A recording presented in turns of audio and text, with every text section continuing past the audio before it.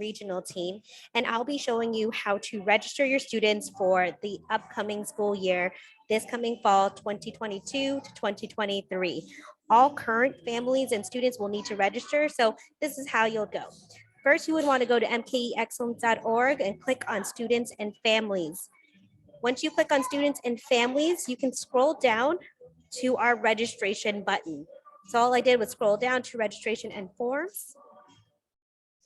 And then now it takes us to SchoolMint. Now, for those family members who have not yet made an account, you're going to click on where it says create an account. So I'm going to use myself as an example.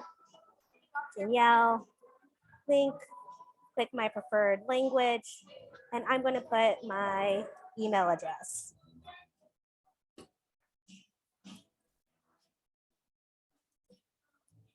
After I put my email address, you will also notice there are other options as well. So if you already have a Google account or a Facebook account, you can also synchronize it with that. And if you do not have an email address, Google does give you a little option here down below, so you can create one as well. So making sure that you plug in all the things here.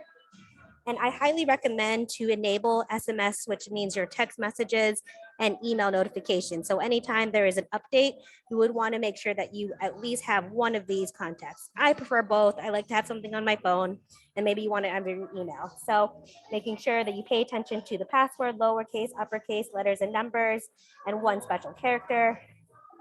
So I'm not going to reveal my password, but here I am creating it here. And hopefully that works. Create an account. So I'm not going to save that, but as you can see, what you'll see when you welcome, you'll add a student.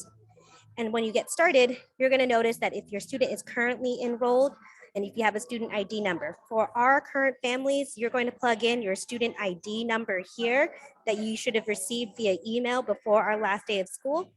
And then first name, last name of your child and their date of birth.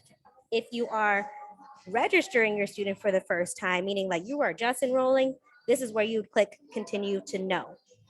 So that is a simple tutorial on how to start an account and register.